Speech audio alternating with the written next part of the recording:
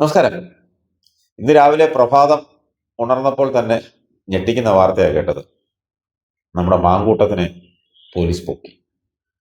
ഇന്നലെ അർദ്ധരാത്രിക്ക് ഏതാണ്ട് 12:15 മണിയോടുകൂടി പാലക്കാട് അദ്ദേഹം താമസിച്ചിരുന്നത്, അദ്ദേഹത്തിന് ഫ്ലാറ്റൊക്കെ അങ്ങ് ഒഴിഞ്ഞിട്ട് അദ്ദേഹം ഒരു ഹോട്ടൽ മുറിയിലാണ് താമസിച്ചത്.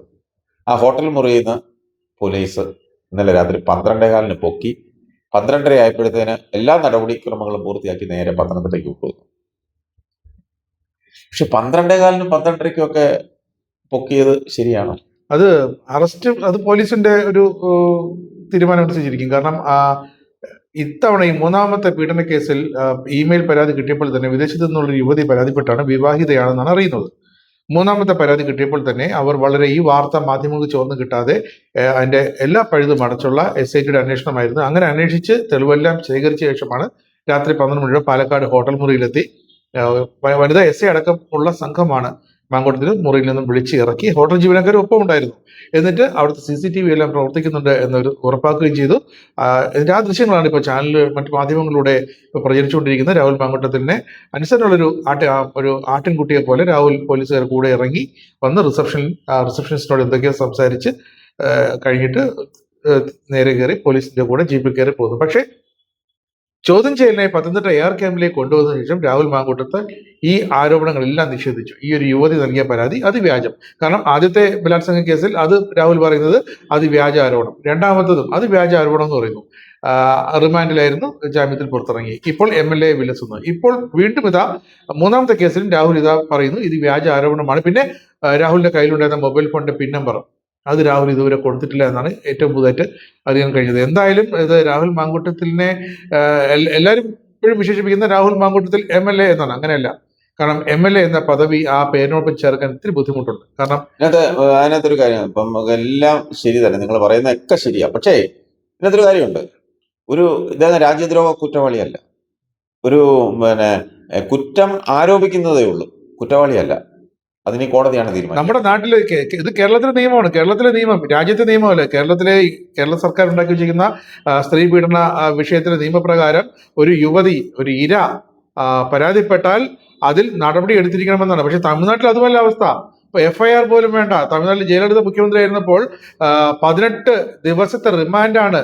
കസ്റ്റഡിയിൽ പോലും കൊടുക്കാതെ ഇങ്ങനെ ആരോപണം ഒരാൾക്കെതിരെ ഉന്നയിച്ചാൽ സൺ TVയുടെ മുതിർന്ന വൺ CEO അടക്കമുള്ള 2 പേരെയാണ് ഇതേ വിഷയത്തിൽ ജയലളിതയുടെ പോലീസ് തമിഴ്നാട്ടിൽ അറസ്റ്റ് ചെയ്തത്. ഒരു സ്ത്രീ പരാതിപ്പെട്ടു എന്ന് പരാതി മാത്രമേ ഉള്ളൂ. അത് പോലീസ് അന്വേഷിക്കുക പോലും ചെയ്തില്ല. പിന്നെ അന്വേഷിച്ചോണം. ആദ്യം ഒരു പരാതി, ഒരു സ്ത്രീക്കെതിരെ ഒരു ലൈംഗിക ആരോപണ പരാതി വന്നാൽ അപ്പോൾ തന്നെ അറസ്റ്റ് ചെയ്ത് നേരെ ജയിലിലേക്ക് അയക്കുക എന്നുള്ളതായിരുന്നു ജയലളിതയുടെ നടപടി. പക്ഷേ അതൊക്കെ ശരി തന്നെ. ഞാൻ ചോദിക്കുന്നത്, അത് തമിഴ്നാട്ടിൽ, നമ്മുടെ കേരളത്തിലെ ഇത് നമ്മുടെ സാംസ്കാരിക കേരളമാണ്. ഇവിടെ ഒരാളിനെതിരെ കുറ്റം ആരോപിക്കുന്നതേ ഉള്ളൂ. അദ്ദേഹത്തൊക്കെ അർദ്ധരാത്രി താമസിക്കുന്ന ഹോട്ടൽ വളഞ്ഞ് അദ്ദേഹത്തെ പിടിച്ചുകൊണ്ട് പോകേണ്ട കാര്യമുള്ളൂ. അദ്ദേഹം ഒരു പൊതുപ്രവർത്തകനാണ്, ഒരു MLA ആണ്. അത് ഞാൻ പറഞ്ഞോട്ടെ. അതിനകത്ത് ആദ്യമേ പോലീസ് വന്നു, 12:15 വന്നു. ആദ്യം അവർ ചെയ്തെന്ന് റിസപ്ഷനിൽ ഇരിക്കുന്നവരുടെ എല്ലാം ഫോണുകളൊക്കെ അവരൊക്കെ പിടിച്ചു വാങ്ങി. അതിനുശേഷം അവർ നേരെ റൂമിലേക്ക് ചെല്ലുന്നു. മാങ്കൂട്ടം താമസിച്ചിരുന്ന റൂമിലേക്ക് ചെല്ലുന്നു. അവിടെ ചെന്ന് ആദ്യം മാങ്കൂട്ടത്തിന്റെ ഫോണും അവർ എടുക്കുന്നു. അത് കഴിഞ്ഞ് മാങ്കൂട്ടത്തിനെ അവർ അറസ്റ്റ് ചെയ്യുന്നു. 12:15 ചെന്നവര് 12:30 കംപ്ലീറ്റ് ഫോർമാലിറ്റി പൂർത്തിയാക്കിയിട്ട് അവർ തിരിച്ച് വരുന്നു. മാങ്കൂട്ടത്തിനെ കൂടെ ജീപ്പ് കയറ്റി അവർ പത്തനംതിട്ടയ്ക്ക് കൊണ്ടുപോകുന്നു. അപ്പൊ ഞാൻ ചോദിക്കുന്നത്, എൻ്റെ ഒരു ചോദ്യമാണ്. പണ്ടൊക്കെ ആയിരുന്നെങ്കിൽ ഈ സോഷ്യൽ മീഡിയ ഇത്രയും വളരുന്നതിന് മുമ്പായിരുന്നുവെങ്കിൽ ഇതൊന്നും ആരും അറിയില്ലായിരുന്നു. ഇപ്പം അന്നേരമുള്ള കാര്യങ്ങൾ അറിഞ്ഞുകൊണ്ടിരിക്കുക ജനം മൊത്തം, അവരുടെ വിരൽത്തുമ്പിൽ ഇതെല്ലാം, ആ ദൃശ്യങ്ങളെല്ലാം ഇപ്പം കാണുന്നുണ്ട്, കേൾക്കുന്നുണ്ട്, എല്ലാവരും കേൾക്കുന്നുണ്ട്. പക്ഷെ ഇത് അറസ്റ്റ് ചെയ്ത ആ ഒരു നടപടിക്രമം അത് ശരിയാണോ ഇല്ലയോ എന്നുള്ളതൊരു പ്രധാന ഘടകം. അദ്ദേഹം കുറ്റവാളിയാണോ ഇല്ലയോ എന്നുള്ളത് ഇപ്പോഴും നമുക്ക് സ്ഥിരീകരിച്ചിട്ടില്ല. അത് കോടതിയാണ് തീരുമാനിക്കേണ്ടത്. അദ്ദേഹത്തിന് പറയാനുള്ളത് കോടതി പറയാവുന്ന രാഹുൽ മാങ്കൂട്ടം ആദ്യം മുതലേ പറയുന്നുണ്ട്. അദ്ദേഹത്തിന് പറയാനുള്ളത് ഞാൻ കോടതി പറയും, ഞാൻ കോടതി പറഞ്ഞിട്ടുണ്ട്. എനിക്ക് മാധ്യമങ്ങളോടോ അല്ലെങ്കിൽ പൊതു ആളുകളോടൊന്നും എനിക്ക് പറയാനില്ല എന്നുള്ളതാണ് പുള്ളിയുടെ ആദ്യം മുതലുള്ള ഒരു സ്റ്റാൻഡ്.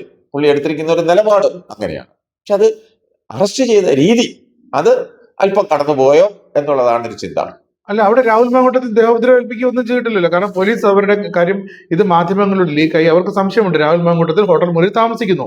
ഒരു ഒരു കൊലപാതക കേസിലെ ഒരു കൊള്ള സംഘത്തിലെ പ്രതികളെ അറസ്റ്റ് ചെയ്യാൻ പോലീസ് ഹോട്ടലിൽ ചെന്നാലും ഇതേ രീതിയിൽ തന്നെയാണ് പോകുന്നത്. അവിടെ അല്ല, അവിടെയാണ് ഒരു കൊള്ള സങ്കേതത്തിലെയോ അല്ലെങ്കിൽ ഒരു കൊലപാതക കേസിലെയോ അല്ലെങ്കിൽ രാജ്യദ്രോഹ കുറ്റവാളിയോ അല്ലെങ്കിൽ പിന്നെ അതുപോലുള്ള ആളുകളെ അറസ്റ്റ് ചെയ്യുന്ന രീതിയാണോ ഒരു ജനപ്രതിനിധിയായ ഒരു കുറ്റാരോപിത ആരോപണം മാത്രം പിന്നെ ഉള്ള ഒരാളിനെ അറസ്റ്റ് ചെയ്യുന്നത്? അല്ല, രാഹുൽ മാങ്കൂട്ടത്തിനെ പോലീസ് വിളിക്കുന്നത് സെക്ഷൽ പെർവേർട്ട് എന്നാണ്. അത്രയും ലൈംഗിക വൈകൃതമുള്ള ഒരു വ്യക്തി, MLA ആയിക്കോട്ടെ, MP ആയിക്കോട്ടെ, ഇവിടെ രാജ്യത്തിന്റെ ഒരു കേന്ദ്ര നിങ്ങൾ പറയുന്നത് അതൊക്കെ ശരി തന്നെ, പെറവട്ടാണോ ഇല്ലയോ എന്നൊക്കെ കോടതി തീരുമാനിക്കട്ടെ. ഇപ്പൊ അതിജീവിത ഒരു സ്ത്രീയുടെ അല്ലെങ്കിൽ മറ്റൊരാളുടെ പരാതിയുടെ അടിസ്ഥാനത്തിൽ മാത്രമാണ് അദ്ദേഹത്തെ പിന്നെ മുൾമുനയിൽ നിർത്തുന്നത്, അദ്ദേഹത്തെ നിർത്തുന്നത്. ഞാൻ പറഞ്ഞത് വേറൊന്നുമല്ല. ഇപ്പൊ അതിജീവിത അല്ലെങ്കിൽ ഒരു സ്ത്രീ ഒരു പരാതി ഉന്നയിച്ചു, ആ പരാതിയുടെ അടിസ്ഥാനത്തിലാണ് ഇതെല്ലാം നടക്കുന്നത്. അത് നടന്നോട്ടെ, അതൊക്കെ നിയമത്തിന്റെ വഴി പൊയ്ക്കോട്ടെ. ഞാൻ അതിനെക്കുറിച്ചൊന്നും ഞാൻ പറയുന്നില്ല. അതിജീവിതയെ ആക്ഷേപിക്കാനോ അല്ലെങ്കിൽ അതിജീവിതം ചെയ്തത് തെറ്റാണെന്നോ അല്ലെങ്കിൽ അതൊന്നും ആർക്കും പരാതി കൊടുക്കാം, അതിനുള്ള അവകാശവും അതിനുള്ള സ്വാതന്ത്ര്യവും നമ്മുടെ രാജ്യത്തുണ്ട്. പിന്നെ അതിനെല്ലാം ഉള്ള സ്വാതന്ത്ര്യം നമ്മുടെ രാജ്യത്തുണ്ട്. പക്ഷേ ആ ഒരു പരാതിയുടെ പുറത്ത് ഇദ്ദേഹത്തെ അറസ്റ്റ് ചെയ്ത രീതി, അതിനെയാണ് ഞാൻ ചോദിക്കുന്നത്. അത് പോലീസ് വളരെ സിസ്റ്റമാറ്റിക് ആയിട്ട് സ്പെഷ്യൽ ഇൻവെസ്റ്റിഗേഷൻ ടീമാണ് ചെയ്തത്. കാരണം വളരെ സിസ്റ്റമാറ്റിക് ആയിട്ട് അവർ വന്ന് ആ മുറിയിൽ എത്ര പേരുണ്ടെന്ന് അറിയില്ല. രാഷ്ട്രീയ നേതാവാണ്, ഒരു MLA ആണ്, ഒരു പ്രതിപക്ഷത്തിന്റെ ഒരു MLA ആണ്. അവിടെ എങ്ങനെ പ്രതികരിക്കുമെന്ന് അറിയില്ല അണികൾ. അതുകൊണ്ട് തന്നെയാണ് മറ്റുള്ളവർ ആ വാർത്ത ലീക്ക് ചെയ്യാതിരിക്കാൻ അവർ തൽക്കാലത്തേക്ക് രാഹുലിനെ പത്തനംതിട്ട വരെ എത്തിക്കേണ്ടതുണ്ട് അവർക്ക്. കാരണം രാജേഷ്, ഇതിനു മുൻപും പല നേതാക്കന്മാരെയും പല മന്ത്രിമാരെ, നീല ലോഹിതദാസൻ നാടാർ മന്ത്രിയായിരുന്നപ്പോഴാണ് അദ്ദേഹത്തിനെതിരെ ലൈംഗിക ആരോപണം വന്നത്. അദ്ദേഹത്തെ ഒന്നും ഇതുപോലെ പോയി അറസ്റ്റ് ചെയ്തിട്ടില്ല പോലീസ്. അദ്ദേഹം എത്ര അക്രമിയല്ലായിരുന്നു അന്ന് പറഞ്ഞത് അദ്ദേഹം പിന്നെ അതിജീവിതയുടെ ചിരി വരെ കടിച്ചു പറിച്ചു എന്നാ പറയുന്നത്. അത് അക്രമിയാണോ ഇല്ലയോ എന്നുള്ള കാര്യത്തിൽ അത് ആ കേസ് കോടതി കിടക്കുക, അത് വന്നോട്ടെ, അതിനുള്ള തീരുമാനം വന്നോട്ടെ. അതുപോലെ പിന്നെ വിൻസെന്റ് കോവളത്തെ MLA, ഈ കോവളത്തെ MLA-മാരായിരുന്നു രണ്ടുപേരും. ഒന്ന് നീല ലോഹിദാസൻ നാടാരും കോവളം MLA ആയിരുന്നു, വിൻസെന്റ് കോവളം MLA ആയിരുന്നു. MLA-മാർക്ക് മാത്രം എന്താ ഇങ്ങനെ ഈ കാര്യത്തിൽ ഒരു പിന്നെ ആക്രാന്തം ഉണ്ടാവുന്നത്? അതവിടെ നിൽക്കട്ടെ. പി ശശി, പാലക്കാട് MLA ആയിരുന്നു പി ശശി. അദ്ദേഹത്തിനെതിരെ വന്ന പിന്നെ ആരോപണം, അദ്ദേഹത്തെ ഇതുപോലെ ആരും അറസ്റ്റ് ചെയ്തില്ല. ചെയ്തോ? ഇതുപോലെ പോലീസ് വീട് വളഞ്ഞോ അല്ലെങ്കിൽ ഹോട്ടൽ വളഞ്ഞോ താമസിക്കുന്ന ഇടം വളഞ്ഞോ ഇതുപോലെ പോലീസ് അറസ്റ്റ് ചെയ്തോ? അതുപോലെ എത്ര നേതാക്കന്മാരെ ഞാൻ ചോദിക്കട്ടെ. പി ജെ ജോസഫ് അദ്ദേഹം പിന്നെ വിമാനത്തിൽ യാത്ര ചെയ്തിരുന്നപ്പോൾ ഉണ്ടായ സംഭവമൊക്കെ നമുക്കറിയാം. അതെല്ലാം കേസ്. അദ്ദേഹത്തെ ഒന്നും പിന്നെ വിമാനത്തിൽ പോയി അറസ്റ്റ് ചെയ്തോ? അതോ അദ്ദേഹം മന്ത്രിയായിരുന്നു, പക്ഷെ മന്ത്രിസ്ഥാനം അദ്ദേഹം രാജിവെച്ചു. ആ മന്ത്രിയായിരുന്ന പോയി അറസ്റ്റ് ചെയ്തോ? മന്ത്രിമന്ദിരം വളഞ്ഞ് അറസ്റ്റ് ചെയ്തോ? ഇതൊന്നും ഒരു കാരണമല്ല. പക്ഷേ ഇതിനകത്ത് രാഷ്ട്രീയം കൊണ്ട് മാത്രമാണ്. ഇപ്പൊ രാഹുൽ മാങ്കൂട്ടത്തിനെ അറസ്റ്റ് ചെയ്തെന്ന് വിചാരിച്ച് UDF അടുത്ത പ്രാവശ്യം അധികാരത്തിൽ വരുമോ ഇല്ലയോ എന്നുള്ളതൊക്കെ രണ്ടാമത്തെ ചിന്ത. ഇപ്പം ഈ രാഹുൽ മാങ്കൂട്ടത്തിനെ അറസ്റ്റ് ചെയ്തെന്ന് വിചാരിച്ച് കോൺഗ്രസ് ഒരിക്കലും മുന്നോട്ട് പോവില്ല.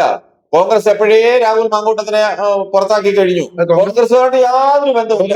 ഇതിനകത്ത് രാഷ്ട്രീയം കളിച്ചിട്ട് യാതൊരു ഇതുമില്ല. പിന്നെ വെറുതെ ഒരു പ്രൊപ്പഗാൻഡ അല്ലെങ്കിൽ ഒരു പ്രചാരണം ഉണ്ടാക്കാം എന്നുള്ളതല്ലാതെ അതിലൊന്നും എതിര് ചിന്തിക്കുകയില്ല, ജനം വിശ്വസിക്കുകയില്ല. കോൺഗ്രസ് പിന്നോട്ട് പോകരുത്. ഇനിയും രാഹുൽ മാങ്കൂട്ടത്തിനെ പോലുള്ള ഇതുപോലുള്ള പെർവേട്ടുകളെ പിന്തുണയ്ക്കണം, എന്നാൽ മാത്രമേ വോട്ട് കിട്ടൂ എന്നാണ് കോൺഗ്രസിന്റെ വിചാരമെങ്കിൽ അങ്ങനെ പിന്തുണയ്ക്കണം. രാജേഷ്, ഞാൻ മുമ്പേ പറഞ്ഞ പേരുകാരനകത്ത് CPM ഉണ്ട്, CPM ഇടതുപക്ഷ മുന്നണിയിലുള്ള JDS, അന്ന് JDS ആയിരുന്നു പിന്നെ നീല ലോഹിദാസൻ നാടാര്.